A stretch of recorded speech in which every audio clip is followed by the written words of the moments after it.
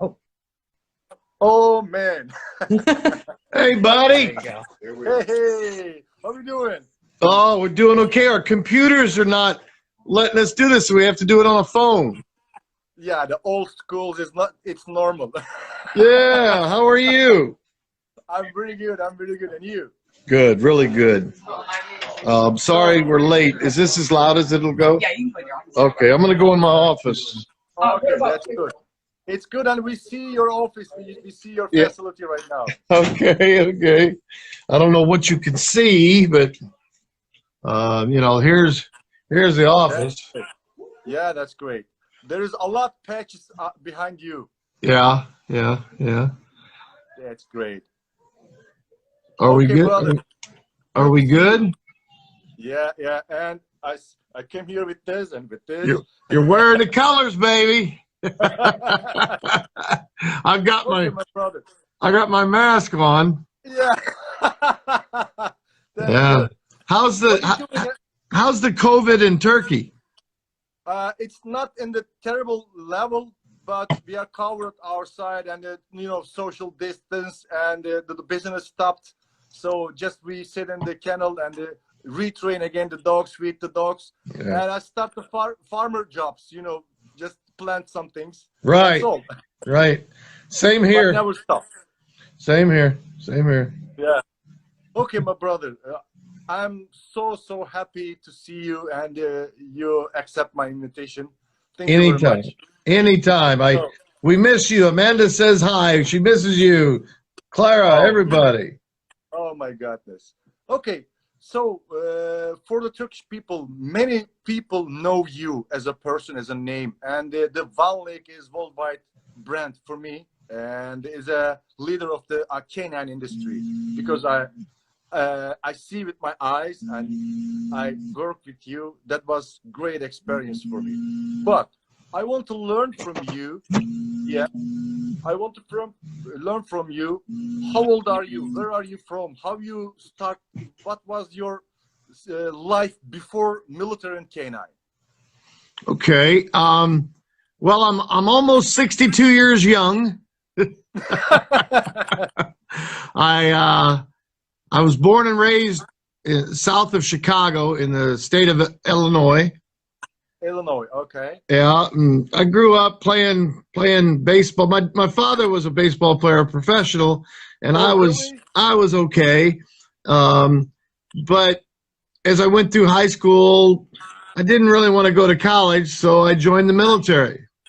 And Okay. yeah, and when I went in the military, back in those days, back in the 70s, our military had baseball teams in the military, and they knew that I played, so they recruited me because I wasn't supposed to be a dog handler. I was going in to be something else, and they recruited me, and because we were doing so well playing baseball, they kept me there and they put me into dog handling, and that was 43 years ago. 43 years ago. Oh, man. Yeah, yeah. So, hey, Turkish people, you see right now the living legend. No, just a homeboy from Illinois. I got lucky, and I found a career field that I liked, and that I was pretty good at, and so my life has been amazing. I've been a very lucky person. That's great. Okay, you have a dogs before the military in your home? No. Well, my father had beagles that we hunted rabbits with, but like I said, Goktan, I went in the military to be an electrician, but because because I played baseball, they moved me into dog handling. That's great. Well, Yeah. And your history started with that point. It started in the military, and I moved through the ranks pretty fast. I attained, the E8. I did pretty well, and I enjoyed it. I was in it a very good time. It was when we first started going to Europe to buy dogs. I got to go, and I learned so much. In which year? 1982. So 1982. We can say you're the first guy go to Europe and they see the dog world, and they take the knowledge to your states, right? I was with a group, yes, but yes, we were the first ones to go to Europe, and we brought hundreds of Malinois, German Shepherds, Bouviers, giant Schnauzers, Rottweilers, and Dobermans, and we brought them back, and they gave me 2 of each breed in Texas, and for 1 year, me and the guys that worked for me trained those breeds and worked those breeds, and then we decided the Malinois and the German Shepherd were the 2 that we wanted to keep. Okay, Yeah. okay, that's great. Yeah. That's great. You were in the Air Force or Army or Navy? No, Air Force, baby, Air Force all the way. You're Air Force guy. Okay. Yeah. Okay. Yeah. Yeah. Yeah. That's great. So, and with the military, you travel in the world or you stay only in the States? Oh no, I've worked dogs on every continent but the Arctics, and I don't want to go to the Every Arctic. continent? Africa, Asia. I was stationed in the Philippines, Korea. I went to Africa. You're all over. It was a great start of a career. Whoa. Yeah. As a dog handler or dog instructor, you travel all the continents, right? All the continents.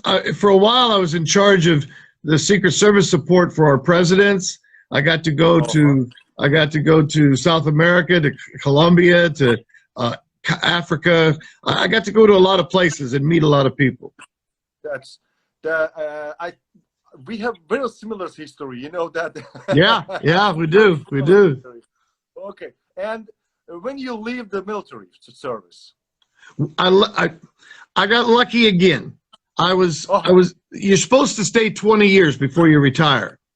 Okay. But President Clinton was trying to lower our numbers in the military. So he was offering retirement to people that were a certain pay grade, had been in the service a certain amount of time, and he let me retire with only 16 years in 1993.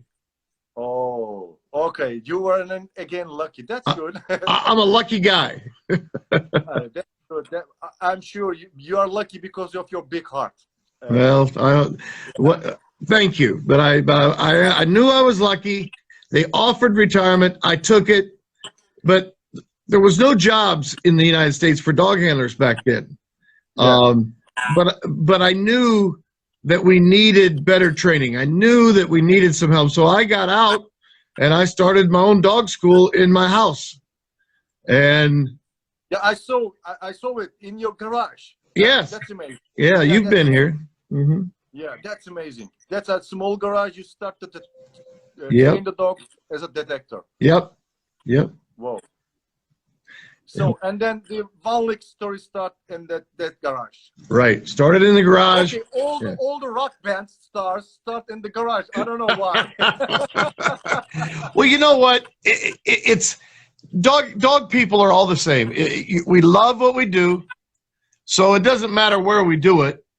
Exactly. It doesn't matter. So I started in my garage. I started with just a few dogs. I had nothing, and I just built it little by little, and it's grown to what it is today. Whoa. So you start the Vohne in the garage, and now I saw that you are the largest. You have the largest kennel in the States, around the world, and then we met in the Vegas. You remember that? Oh, who could forget that? So, could you please let me explain how we met with the? But I'm explaining in English. Okay. So Kenny gave a class in the Las Vegas Law Conference, and his class is amazing, full because he explained everything very good. But in that time, my English was really bad. So I'm not talking about right now good, but that was really bad. And Kenny's topic was the mistakes of handlers. And he's really angry to that handlers because they do the same mistakes several times. Yeah. And he started to explain, you fucking guys take the fucking lead. Don't throw the fucking ball. You don't take the fucking dog. And he explained everything. All the American guys, they listen. You know, the American people, they are all relaxed. The arm is that chair, leg is another chair, and only me, and looking like that to try to understand better. Yeah. And in the one time, we faces together, and you look me, and everybody is relaxed, and I was stressed like that to understand. And you come to me like a Godzilla to my face. Take the chair, turn the back and the seat. What do you understand? Yeah. You think I'm not agree with you? I think, and I want to say yes, I understand, but I don't know why I say I don't understand. And you ask me again, what do you understand? And I say, sir, I understand 50% what you say, and that was fuck. That was so funny. The whole room, there was 500 people in the room, and they all fell out of their chairs. That was funny. Yeah. And people fall down, and we just met with this, and we've been friends ever since. Yeah. I couldn't understand every mistakes push to me to make a friendship. Right. Oh, it was great. Yeah. So, and we start work together, and I provide you some green dogs and some half-trained dogs, and I came to States so as your handler, and I learn a lot of things. Thank you very much for that, for your knowledge. You share without anything. Of course I share, but by your knowledge, mine is like a dot, and was like a lot, and I'm really good right now because of you. You teach me. Well, I'll tell you what, and I tell all the people that are listening, the reason is we are the same kind of person. You're a very hard worker. You wanted to learn, and I love people like that. Anybody can come to Vohne Kennels if they want to be there, because we're just a bunch of people that love to work, and you were the same. Yeah, thank you very much. Thank you very much. And we have another story, people. There was another funny part. So listen, one of guy trust me. It's a Kenny, and teach me a lot and help me a lot. And I feel I should pay something. I should do something more. And one day I was staying in Istanbul at the kennel. He called and he say me, hey, Kenneth, Goktan, we need your help. And I'm so happy I can do something for Kenny. And he said me, we need some dogs to save from Baghdad green zone. You remember that? Yeah, we had a lot. We'd been working in Iraq for a long time, and we needed dogs. We needed them out of there, and I called you to help me. Yes. Yeah, and that was funny part for me, and I couldn't. I don't think there was a dangerous place, and there is any shit, and there is any. I don't think, and it just I concentrate, go to take the Kenny's dogs, and they come to home, but too much shit's happened. Oh my God! Yeah. Very dangerous. Yeah, that was dangerous. First, I go to North Iraq, side of North Iraq, and the hire driver. He was a half Kurdish and a half Arabic. Oh my God! He was really small. I call him 22 caliber, because if you drive, nobody can see it. I sit on the right, and he drive it, and nobody see it. When we stop in the checkpoints, military come to me, and they want from me the license or papers. I'm thinking, okay, I'm not driver, and go. I'm not driver. So when we go to green zone, that was 8 hours or 9 hours travel. There was some action.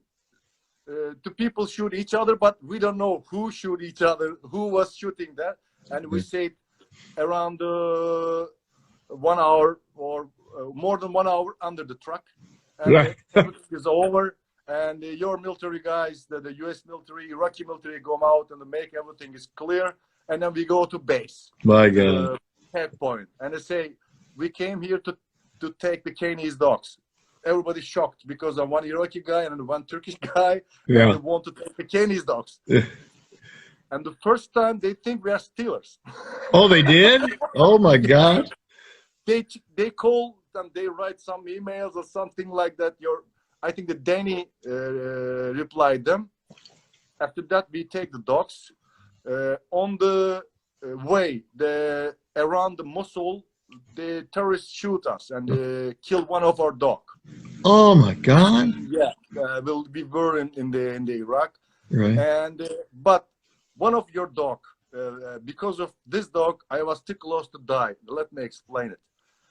Or tire going to be explode or something happen, and we a little go outside of the way, and one of dog broke the crate and the run, and I run behind him. Yeah. So just small village. It was between the small village, and when I turn the right, I see that dog with a local female. Oh. Yeah. Oh my God! And then the villagers come, all the Kalashnikovs, something like that. They say, okay. I say, until now, the dog saved my life, but it's over. My God! And the villagers tell me, you should pay back. But I don't understand what they want. So the 22 calibers driver come to me, and they help me, and I pay money, and they take the dogs. Oh my gosh! So take the health certificate from the Iraqi government, and they stay in the Iraqi side a little 1 week because the dogs was not enough healthy. Right. And then we take the dogs in Turkey and then 2 states. What a trip, huh? Wow, that was amazing. And what happened after that? You know, one lady called me from States, and she said, we need help from you. So what kind of help? We have an animal to save from Iraq. I say, okay, what kind of animal? And she said, donkey. A donkey? Yeah, the smoke. Smoke, the mascot donkey. And I save him too. Oh my gosh. Okay. I take the donkey from Iraq and it's sent the States. That's crazy. Part of that history. That's crazy. Yeah, we've had a lot of adventures. And Whoa, that's good. Yeah, could you please explain to us right now, as a Van Leek Kennel, what you do, police dog trainer and handler training? I want to explain to people your business. Well, we not all detail. We've got kennels here in Indiana that we can house up to 500 dogs, and we've got a kennel in California that we also can house up to about 100. And we train police, military, and civilians, but mostly police and military from the United States and foreign countries. And we train narcotics, explosives, cadaver, gun dogs. We train every kind of dog that you could possibly want. We have cell phone dogs for prison. Cell phone. So we're busy. We have classes year long, back to back to back. We had 18 trainers here now during the war. Now we're down to about 10, and we work with Brazil. We work with Africa, Asia, Korea, all over the world, and it's a great time. It's a big kennel. We have over 600 acres here. We have our own restaurant, our own hotel, our own. It's a very big place, but it's a lot of fun. A lot of fun. That's great. That's great. Could you please explain a little this Alpha Dogs series, because that was fantastic. Alpha Dogs was a result of Jack Osborne, Ozzy Osbourne's son. Oh, he was very much into police and stuff like that, and he went on a TV show to a town very close to here that got all their dogs from us. Well, he was interested, so he drove up here and met me and met my son, and we became friends. Well, from that friendship, he called us and said, how would you like to do a TV show about dog training and your kennels? And I said, okay, but we have to do it correct. It can't be, a comedy. It has to be a serious show. Because he wanted to do some things that I didn't want to do. We train all the special forces here, and it's very serious. So it took about a year to talk it out, and then he finally agreed to to make it a very serious show. And they came. They filmed 16 episodes on National Geographic Wild, and it went on television. It was very, very popular. We still, to this day, get stacks of emails asking for the show to come back. Recently, I was in Las Vegas teaching, and producers from another show came up to me, so there's a chance it may start up again. Oh, that's great. If it does, I want them to come with me to Europe, to Turkey, to Africa, to South America, and maybe get you, Gökhan, and some people from Turkey on the show. Lovely. Yeah. I'm proud of you. I'm proud of to be part of this, your job, not show, but to be with you, it's great for me. It was a good experience, and I think it helped dog handlers because the show wasn't about training. It was about what dogs are capable of doing. It was about, exactly, all the different things, the cell phone dogs, the cadaver dogs, the gun dogs. And it was very popular. It went all over the world. Yeah, exactly. In Turkey too, sometimes I watch again and again and see my old friends. It's make me happy. And every watching, I learn something new because the series, you see something, and in the series you explain something, but if you look the dog, you learn another thing. Right. That's great. Right. That's great. That's great. And there is a new show in the States right now, the Top Dog.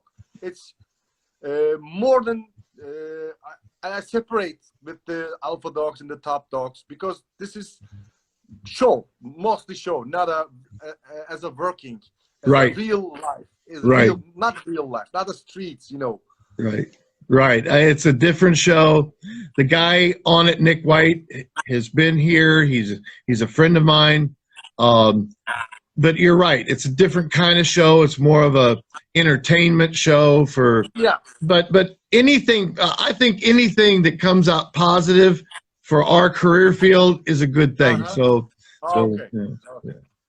So I don't want to take you long time on the phone. I know you're right now start to want to leave, and I want to hear your last words for the breeders. Exactly, many Turkish breeders and the European breeders watch us right now. Maybe they watch later from the YouTube, but what you offer the breeders, exactly the working dog breeders? I work with a lot of different people. We buy dogs in Europe. I bought dogs from you. I buy dogs from South America, some real good friends that you met. I love the dogs that come out of Europe. I love your dogs. And if they understand anything, I prefer to see the dog raw. I prefer to see what his natural instincts, his natural drives are. Exactly, it's an important point. I don't want the European guys to train the dogs too much because they train it and it's not what's really there. I can tell by looking at a dog and doing a few basic tests whether I can train him or not. So we're working with our guys to not do so much training. Now, I'll buy dogs that are trained, but I want to test them and I want to make sure that it's natural what they do. The ball drive. The ball drive is everything. You know that. The prey and the hunt. The prey and the hunt. And in this world now, detection is the main thing. Bomb dogs, drug dogs. The bite work, it's there, and we use it, and we have dual purpose dogs that work on the street. But if they have strong hunt and prey drive, if they love a toy, a ball or whatever, you can train them to do anything, and it's real. It's in their hearts. So that's what I look for, and breed for that. Breed for the drives that the trainers need, and I'll buy dogs forever from Europe because it's a society thing over there. Here in the States, people don't treat dogs like they do in Europe. It's a sport. It's a national pastime.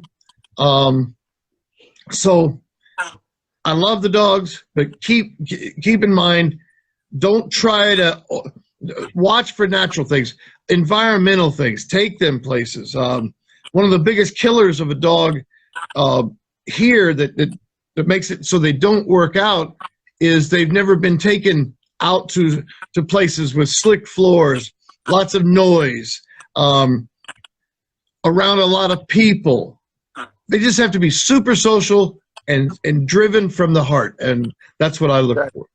Okay, so, and you say don't train dogs over because they cut the talent. Sometimes, yeah. Sometimes they train things into the dog that aren't natural, and when that dog gets out into a very chaotic place or a very, very tough situation, he falls apart because it's not natural. It's not in his heart. It was taught to him. Okay. I want to know what's in that dog's heart, because we get into a lot of trouble. I just had one of my dogs killed on a police action, and the dog saved about four policemen's lives because he had it here. It was natural. He did what he needed to do, and that's what I need. I need dogs that are pure at heart, that have the drives in them, not put in them. Does that make sense? Okay. Yeah. Okay. That's and I'm not in a hurry. I love this stuff. I think anything we can do to talk and learn from each other, anything we can share. Exactly. I've told you, the best dog trainers in the world are the biggest thieves. They will yes, they will listen to other people, and they will take the good things. About me. Buddy, yeah, that's all right. I'm talking about all the good ones. The good ones will, yeah. If you're doing stuff the same as you were doing it 20 years ago, 10 years ago, you're behind. You have to constantly learn from other people and add little things. And that's why I like traveling. I like coming to your place and seeing the things that you're doing. I love going to Africa. I love going to South America, Asia. And I pick up things. And I think every trainer should understand that. That's great. That's good. Hope if this shit is over, we invite you in Istanbul to give a good seminar. I'd love to come, buddy. When I came the first time, I was so impressed, and I didn't even understand that I could stand on a road that one side was Europe and one side was Asia. Asia. That was crazy. So I would love to come back to Turkey. I'd love to work with you and all the people there. Thank you very much, my brother. Thank you for your time.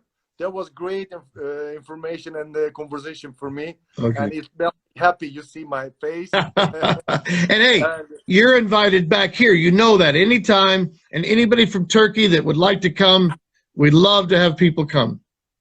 Hope. Okay, I will announce it, and I want to be again in the States with you and the trained dogs and the clean the shits. I like it. Yeah. Well, hey, we miss you. We love you. Stay safe, okay? You too, brother. Say hi to all staff, all brothers and sisters. I will. And a big hug to girls. I will. Okay. All right, buddy. Bye-bye. Bye-bye.